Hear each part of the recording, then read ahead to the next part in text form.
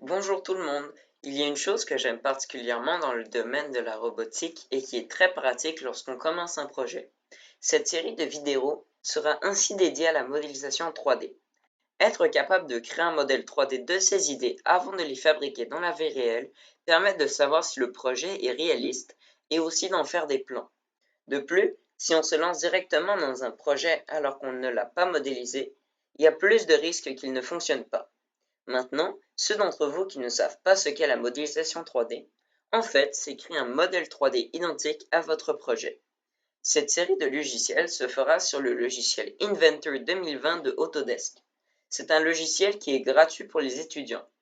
Dans ce premier épisode, nous allons aborder les bases de la modélisation 3D. Ainsi, on va commencer par créer un nouveau fichier. Pour cela, on va aller dans Nouveau, la petite flèche du bas, et on va sélectionner le nouveau. Ainsi, on va pouvoir sélectionner soit un modèle 3D ou alors un ensemble de modèles 3D. Donc pour commencer, on va faire une pièce dans standard.inventor project. On sélectionne et ça va nous ouvrir une page vierge où on va pouvoir créer notre première pièce. Et quand on sera dessus, eh bien, je vais vous expliquer certaines fonctions. Et voilà, maintenant qu'on est rendu sur la page vide, il y a plusieurs choses qu'on peut voir. La première, en bas à gauche, c'est notre pièce avec ce qu'ils appellent, je vais vous le dire, le modèle. Et bien le modèle, expliqué simplement, eh bien c'est tout l'historique de votre pièce. Tous les changements que vous allez y apporter seront ici. Toutes les extrusions, tous les esquisses que vous allez faire, tout va se retrouver là afin que vous puissiez les modifier ou alors y ajouter d'autres contraintes. Maintenant, on va s'attarder sur cet endroit. Alors ici, on peut y voir plusieurs choses. La première, c'est commencer une esquisse 2D. Alors, une esquisse, c'est quoi? Une esquisse, c'est un modèle 2D qui, lorsqu'on va l'extruder, eh bien, va nous donner une figure 3D. Par exemple, si je veux faire un cube, eh bien, je vais faire dans une esquisse 2D, eh bien, je vais faire un carré et ensuite, je vais faire terminer l'esquisse et je vais l'extruder. Comme ça, ça va allonger mon carré afin d'en faire un cube. Vous comprendrez mieux par la suite lorsqu'on fera des exemples concrets. Ensuite, on a le bouton extrusion. Extrusion, ça veut dire qu'on va allonger une forme 2D. Imaginez de la glu. Si je l'écrase sur mon bureau, par exemple, elle va être toute plate. Et après, si je viens prendre le bout, le dessus, et que je le tire, eh bien, ça va s'allonger. C'est un peu le même principe de l'extrusion. On va partir d'une forme 2D pour atteindre une forme 3D. Révolution, c'est un peu le même principe, sauf que ça va étirer autour d'un axe. Ça peut être pratique, par exemple, lorsqu'on veut faire une sphère.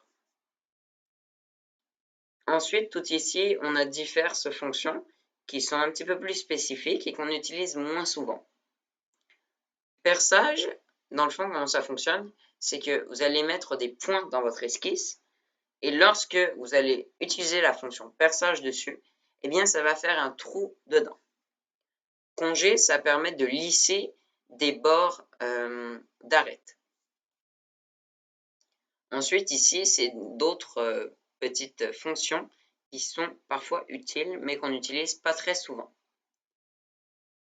Ensuite, ici, ce sont des choses un petit peu plus avancées qu'on n'utilise pas souvent. Ici, ça permet de faire des symétries. Ça, c'est le mise en miroir. Ça permet de faire des copies de diverses pièces ou modèles afin d'en utiliser plusieurs. Maintenant, je vais vous donner l'exemple d'un cube.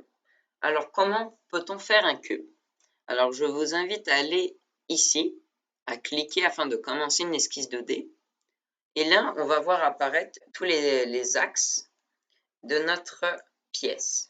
Alors, les axes, il y a les X, Y et le Z. Et on peut sélectionner celui qu'on veut. Moi, je vais sélectionner celui-là. Ensuite, je vais sélectionner dans rectangle, le rectangle centre à 2 points. En fait, lui, ce qu'il permet de faire, c'est de partir d'un point du centre et de l'étirer afin de pouvoir en faire un rectangle. Et comme vous le savez très bien, un carré est un rectangle, donc nous pouvons créer un carré. Maintenant, vous pouvez vous demander comment peut-on se déplacer dans notre pièce. Eh bien, c'est assez simple. Il faut juste utiliser la molette, rester appuyé et on peut se diriger. Si jamais on veut se diriger sur les différents en diagonale, par exemple, eh bien, on reste appuyé sur Shift et on utilise la molette à nouveau. Ça permet de se diriger un peu plus librement. Vous pouvez aussi utiliser ce petit cube en haut à droite, mais moi je trouve pas ça très pratique. Donc je préfère utiliser Shift plus la molette. Si jamais un jour, disons que vous savez plus trop où est votre pièce, eh bien vous n'avez qu'à appuyer sur la petite maison et Inventor vous ramènera directement dessus. Aussi, vous pouvez appuyer sur les différentes faces du rectangle afin de mieux situer votre esquisse ou votre pièce. Maintenant qu'on a fait notre carré, eh bien on peut faire terminer l'esquisse et venir l'extruder de 15 mm. Ok, et voilà. Revenons dans le menu extruder.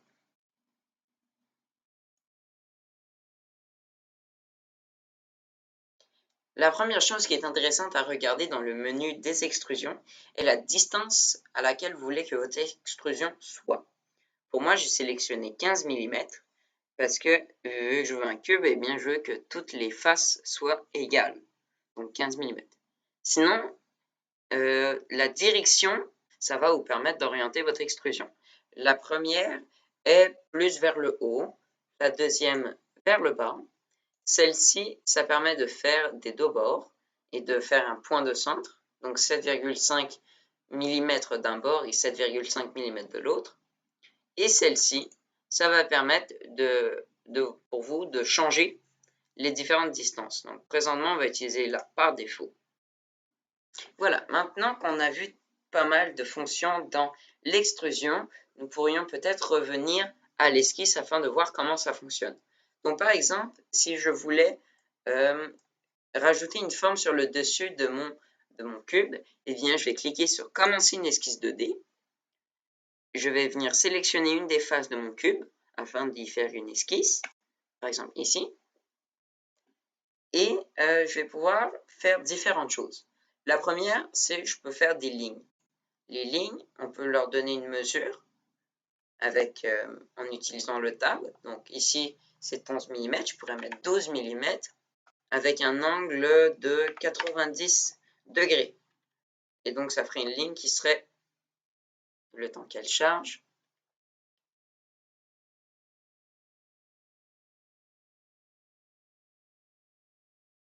qui serait ainsi.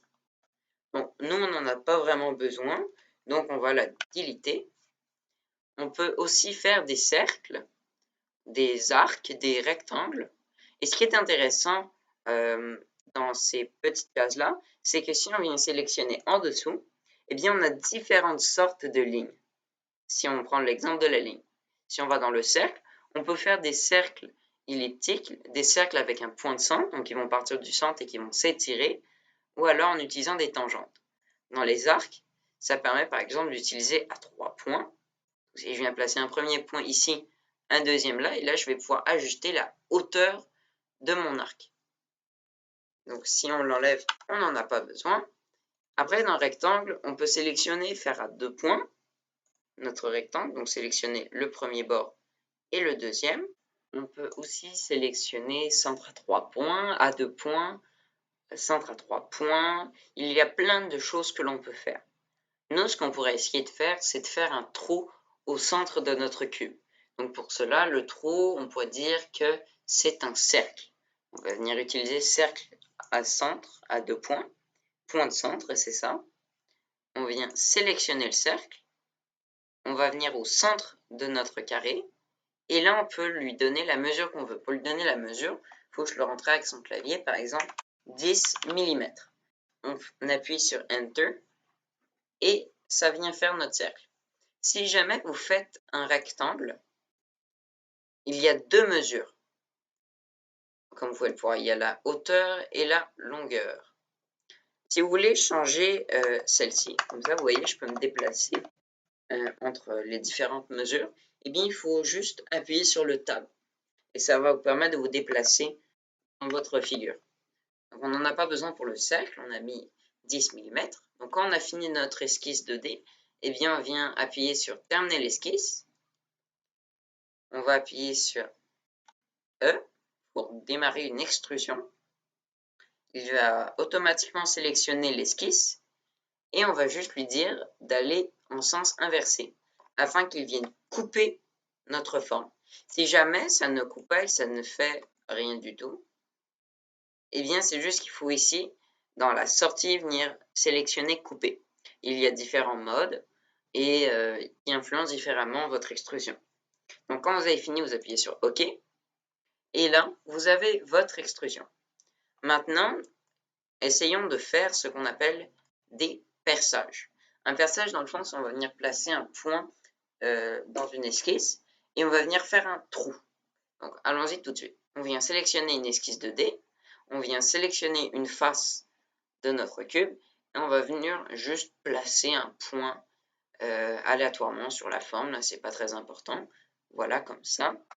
On appuie sur Escape pour se débarrasser des points. Donc, vous voyez, là, j'ai un point dans ma main. Et si je veux l'enlever de ma main, j'appuie sur Escape. Et là, j'ai mon curseur à nouveau.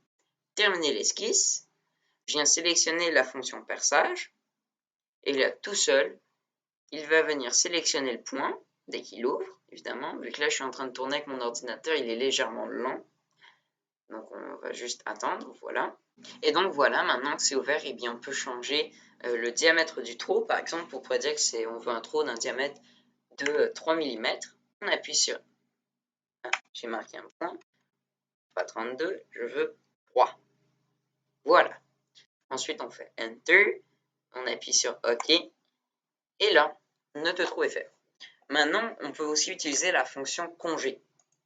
Congé, ça va permettre de lisser des arêtes. Donc, je viens sélectionner des arêtes et il va juste les lisser.